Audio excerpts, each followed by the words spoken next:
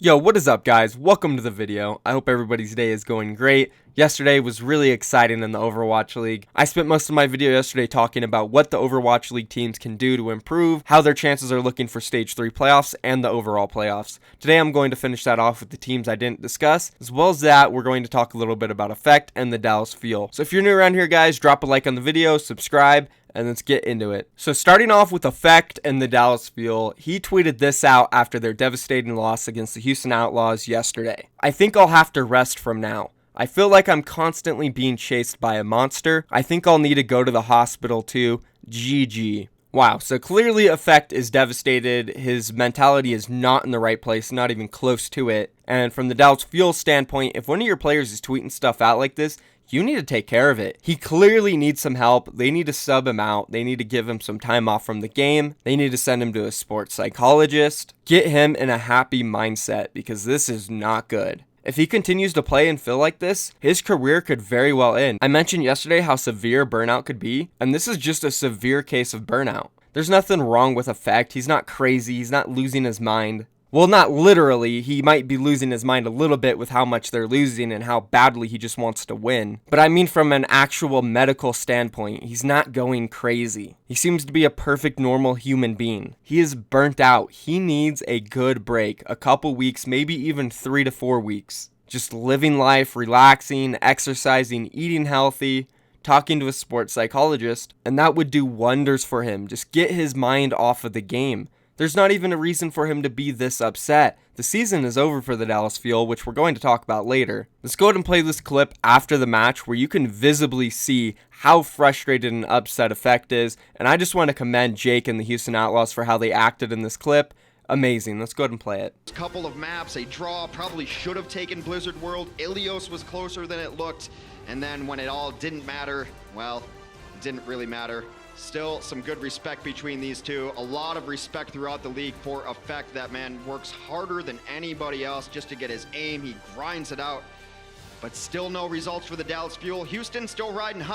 Mad respect for Jake there. He's a stand-up player, honestly. All the memes and jokes aside, Jake really is a stand-up guy. He seems to be one of the most level-headed players in the entire league, and for that, I'm a huge fan of his. As for Effect, again, he is clearly visibly upset, and as Hex said, the guy, he practices, he plays so much, he wants to win so bad, but he needs to understand at this point, it is healthier for him to not really just give a crap. Seriously, just let it go. The season is over, just focus on improving your team, work on your synergy. You don't need to be an all-star, you don't need to win any more games. Like, it's literally done. The best you can do at this point is potentially go to Stage 4 playoffs. And even if you did that, like, it wouldn't matter for you guys. In the long run, you need to start worrying about your mental health. You need to worry about your team state going into Season 2. And the Dallas Fuel need to explain this to him and give him a break. I already mentioned, this is just a severe case of burnout. Every player, every team is eventually going to go through this. The amount of hours these players and teams are putting into the Overwatch League is absolutely absurd.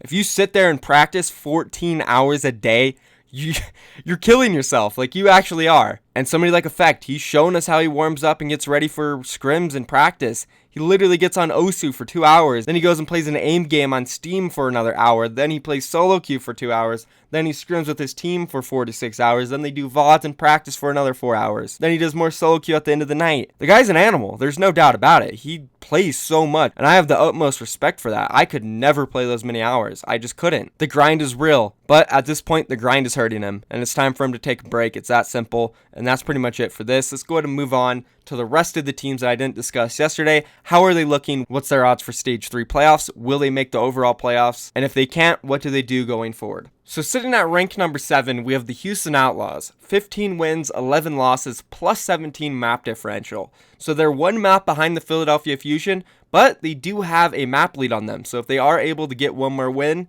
tie it up with the Philadelphia Fusion, they'll be ahead of them and in the playoffs. I did do a little bit of talking yesterday about the Houston Outlaws and their situation with Tracer right now, and I do feel it is still an issue, although some of the casters and analysts may disagree with me and think that it's getting better for them. I still don't think it's very efficient running Clockwork, Linkser, and Jake, all three on Tracer at different times. They need to dedicate one player to Tracer. Don't get me wrong, Jake sure has improved and he's had some decent games as of recently.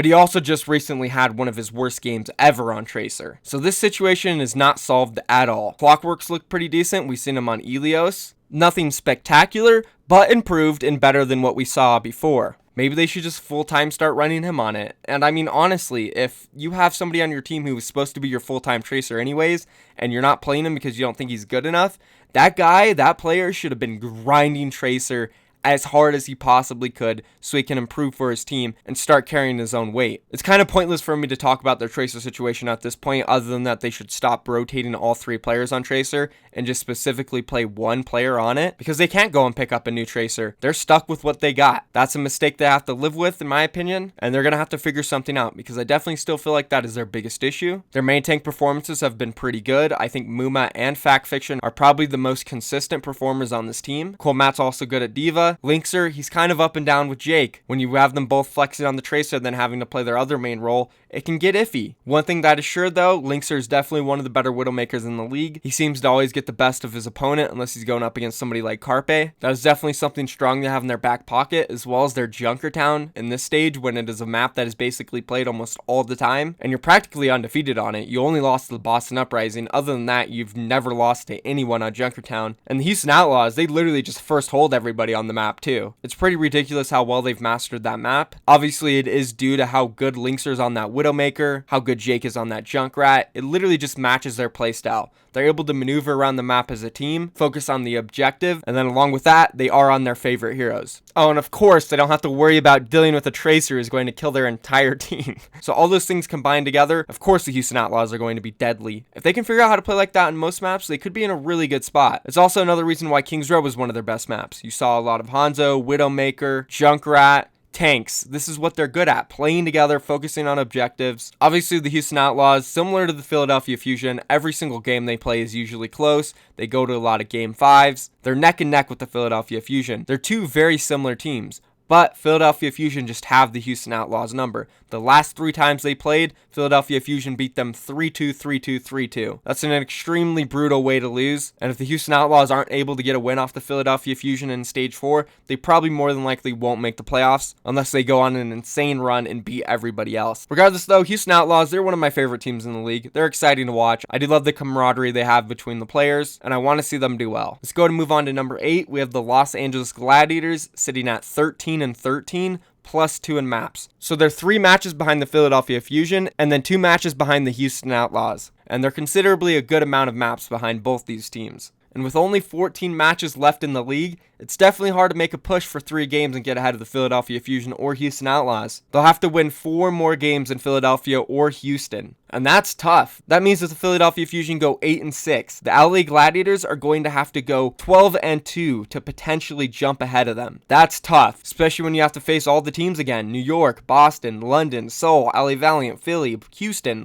These are tough teams. And you can only afford to lose 2 of those. So say you lose to New York and you lose to Boston. You still have to beat London. You still have to beat Seoul. You still have to beat LA Valiant, Philadelphia Fusion, Houston. Very arguable that the LA Gladiators are out of range, especially considering how unpredictable these games are. It's so back and forth. One team can beat a team this stage and the next stage is going to be completely opposite. Those top 6 to 7 teams, they beat each other all the time. So LA Gladiators are really going to have to go on a great run to potentially make the playoffs. But there still is a chance for them. I'm not going to completely count them out. Fisher and Sureforce specifically right now are playing great. Bishu's been one of the best performing off tanks in the entire league. Asher's also been great. Right now, I do think their biggest issue is that second DPS slot. Whether it's Silk Thread or Hydration in there, it seems like they're both struggling as of recently and haven't been able to make good plays. Specifically yesterday on Game 5 Oasis, Hydration, he threw out about 4 or 5 tires in a row that just died instantly. The positions he was using his ult in were just awful. They were so telegraphed and easy to kill the tires.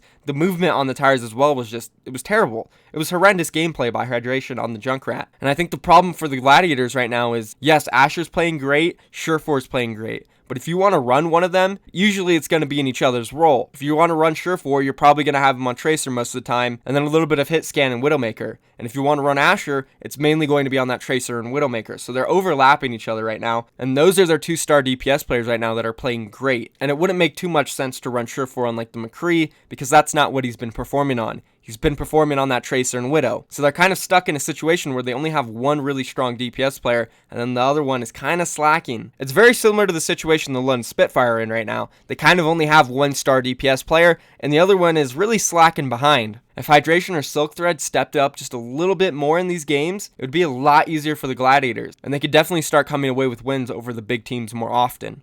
The LA Gladiators are pretty close to being in the top 4 this stage, though. They're sitting at 3-3 with a +3 differential. They're actually one map ahead of the San Francisco Shock and only one match behind them. Unfortunately, though, they do have a pretty tough schedule. They have the London Spitfire coming up, who are also looking to make it in the top 4 and have a decent chance. They have the Houston Outlaws after that, then the Florida Mayhem, and lastly, the Boston Uprising. So out of those 4 teams, I think it's fair to say they'll either lose 1 or 2 of those games, finishing them either at 6-4 or 5-5. And I don't know if that'll be enough to make it into the top 4, especially when London have a decent chance of going 4-0. They'll be sitting at 6-4 and potentially taking a top 4 spot as well. So it's up in the air right now for the Gladiators. Obviously, they have the best record outside of the top 4 teams right now. If they can manage to win 3 of the next 4, they'll have a really good shot at making stage 4 playoffs. Again, though, for the overall playoffs, it's gonna be tough for the LA Gladiators. They have to come up big, going something like 11-3, 12-2. 10-4 may be a stretch, because I think it's fair to say Philadelphia Fusion and Houston Outlaws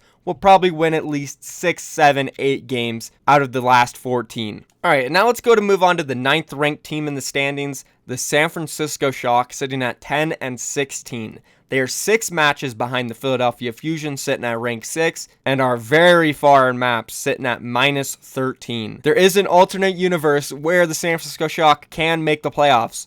Obviously, they have to win almost every single game left, and pray that Philadelphia, Houston, and LA Gladiators don't win many of their games. It's the longest stretch ever. They still are in the running, but I completely doubt they'll make it. The main topic for them is the Stage 3 playoffs, because they're currently sitting at 4th with a record of 4-2 in Stage 3, +2 in maps. So there is a chance that they could make the top 4 in Stage 3 playoffs, but it's kind of unlikely if you look at their schedule. They have a really hard one coming up. They're facing the New York Excelsior, London Spitfire, Houston Outlaws, and Florida Mayhem. Considering their record against the Houston Outlaws, New York, and London, they probably won't win these sets. Sure, they've looked pretty decent, and they did just get a win off of Philadelphia Fusion. I'm not sure the Philadelphia Fusion really showed up for that set fully prepared. And San Francisco Shock, yes, Dante's playing amazing. Architect looked pretty good. Sinatra's looking good. Super's looking good. Yeah, there are some upsides about them, but still, these are some tough teams they're facing. They could sneak a win in against the Houston Outlaws, but New York Excelsior and London Spitfire, I just don't think San Francisco Shock has it in them to get those wins.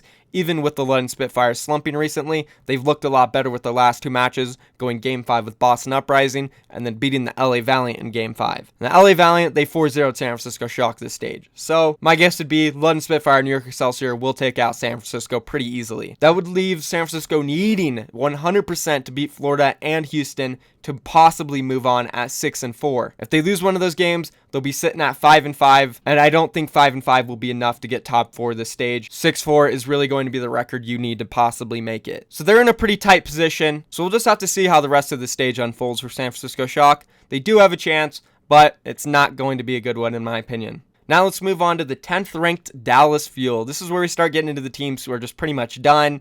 They haven't won many games. So Dallas Fuel are sitting at 6 wins, 20 losses, -35 in map. Currently sitting at 10th in this stage, 1-5, -9 in maps. So Dallas Fuel, we talked about them earlier. They just need to focus on their synergy, start working on getting their teamwork down, find who they want to be the leader in game. Since half your roster's Korean, half your roster's English, start working on everybody's language barriers. Make sure everybody knows how to communicate in game, stuff like this. And just, for God's sakes, give Effect a break. Let him relax. And that's pretty much it for the Dallas Fuel. Their season's over. It's the same thing for the Florida Mayhem. They brought in some Korean players, so they need to work on their language barriers as well. And these guys haven't really looked as good as they did when they had Logix in there. Maybe Logix is going through his burnout phase as well, and he needs time off. At least that's what it seems like, because we haven't seen him play much at all recently. And we definitely miss him, because the Florida Mayhem were looking damn good when he was playing. Fortunately, though, like I said, burnout happens. And when it gets severe, the players, they really need to take breaks. So Florida Mayhem, same situation as Dallas Fuel, Shanghai Dragons. Another similar situation. Half their players are Chinese, the other half is Korean. They need to work on their language barriers. They're not so much dealing with burnout since a lot of their players are new to the league, so they just need to focus on putting a lot of time in and getting ready for Season 2. Hopefully, man, I am praying. They're sitting at 0-26. Please, guys, win a set in stage 4. You got 14 games left. Just one of them. Come on. Beat the Dallas Fuel. Beat the Florida Mayhem. Beat the London. Anybody. I don't care who you beat. Just win a set. We don't want to see a team go 0-40. That would be absolutely devastating. But it's looking like a very real possibility. So, I don't know. I don't got much faith in them. And that's pretty much it, guys. Let me know if you enjoyed this video. Be sure to leave a like on it. Subscribe to my channel. And that's it. I'm going to go ahead and see you guys tomorrow. Peace.